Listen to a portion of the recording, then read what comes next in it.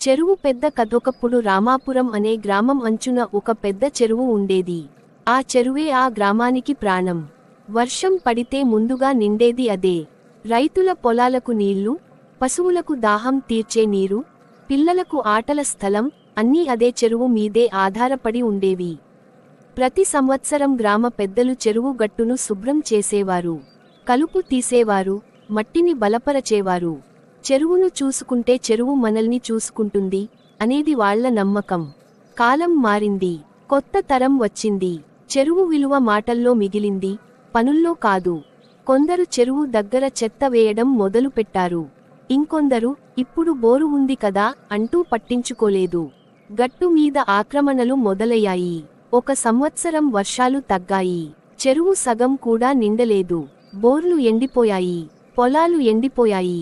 గ్రామంలో కలహాలు మొదలయ్యాయి. నీళ్లు లేవు, పంట పాడైంది అంటూ అందరూ బాధపడుతున్నారు. అప్పుడు గ్రామంలో వృద్ధుడు రంగయ్య లేచి మాట్లాడాడు. ఇది ప్రకృతి తప్పు కాదు, మన తప్పు. చెరువును మర్చిపోయాం, ఇప్పుడు అది మనల్ని మర్చిపోయింది. ఆ మాటలు గ్రామానికి గట్టిగా తాకాయి. మరుసటి రోజే యువకులు ముందుకు వచ్చారు. ఎవరు ఆదేశాలు ఇవ్వలేదు, ఎవరు డబ్బు అడగలేదు. అందరూ కలిసి చెరువు శుభ్రం చేయడం మొదలుపెట్టారు. చెత్త తొలగించారు, ఆక్రమణలు తీసేశారు, గట్టును బలపరిచారు, పాత కాలువలను తిరిగి తెరిచారు. ఆ సంవత్సరం పెద్ద వర్షం రాలేదు, కానీ చిన్న వర్షాలే చెరువును నెమ్మదిగా నింపాయి. నెలలు గడిచాయి, చెరువు మళ్లీ ఊపిరి పీల్చుకుంది.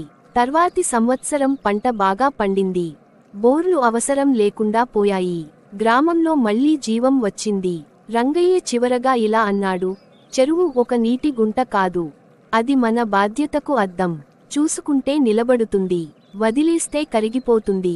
గ్రామం ఆ పాఠాన్ని చెరువు నిండిన తర్వాత గ్రామంలో ఆనందం వచ్చింది. కాని ఆనందంతో పాటు అహంకారం కూడా వచ్చింది. ఇప్పుడు చెరువు బాగుంది కదా అని కొందరు మళ్లీ నిర్లక్ష్యం మొదలుపెట్టారు.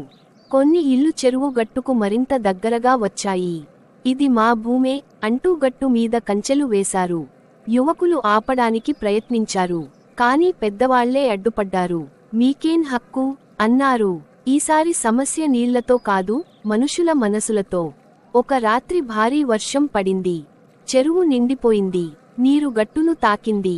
ఆక్రమణ చేసిన చోట్ల గట్టు బలహీనంగా మారింది. అర్ధరాత్రి ఒక్కసారిగా గట్టు పగిలింది. నీరు ఊరిలోకి దూసుకొచ్చింది. ఆక్రమణ చేసిన ఇల్లే ముందుగా మునిగాయి. అరుపులు, పరుగులు, భయం. ఉదయం అయ్యేసరికి నష్టం జరిగింది.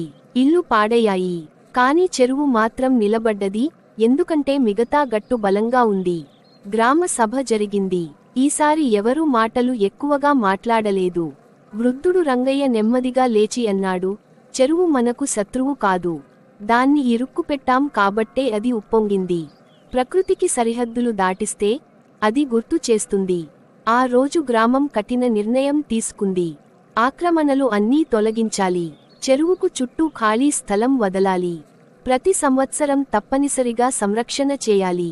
నష్టపోయిన వాళ్లకు గ్రామమే సహాయం చేసింది, ఎవరినీ ఒంటరిగా వదలలేదు. ఆ రోజు నుంచి చెరువు దగ్గర ఒక రాతి పలక పెట్టారు. దానిపై ఇలా చెక్కించారు, చెరువును కాపాడితే జీవితం కాపాడుతుంది, చెరువును కట్టిపడితే విపత్తు అవుతుంది. ఆ చెరువు ఇప్పటికీ ఉంది, గ్రామం కూడా ఉంది.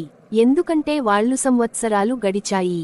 చెరువు ఇప్పుడు కేవలం నీటి నిల్వ కాదు, గ్రామానికి గుర్తు. పిల్లలు పాఠశాలలో చెరువు కథ నేర్చుకున్నారు. ఇది పాత కథ అనలేదు, ఇది మన బాధ్యత అన్నారు.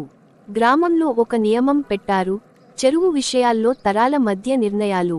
ఒక్క తరం ఇష్టం ప్రకారం కాదు, 3 తరాలు అంగీకరిస్తేనే మార్పు. కొంతమంది బయటివాళ్లు వచ్చారు. రిసార్ట్ కడతాం, ఉద్యోగాలు ఇస్తాం అన్నారు. డబ్బు పెద్దగా చూపించారు. గ్రామసభలో చర్చ జరిగింది. యువకులు లెక్కలు పెట్టారు, పెద్దవాళ్లు అనుభవం చెప్పారు. పిల్లలు ఒకే మాట అన్నారు, చెరువు లేకపోతే మేము ఉండం, అది చాలు. ఆ ప్రతిపాదన తిరస్కరించబడింది. ఆ రోజు రంగయ్య మనవడు లేచి అన్నాడు, మా తాత చెరువును కాపాడాడు, మేము కథగా చెప్పుకుంటున్నాం, కాని కాపాడకపోతే మా పిల్లలకు చెప్పడానికి కథే ఉండదు. ఆ మాటలతో విషయానికి ముగిసింది. ఇప్పుడు వర్షం వచ్చినప్పుడు చెరువు నిండుతుంది, ఎండ వచ్చినప్పుడు నీళ్లు నిలుస్తాయి.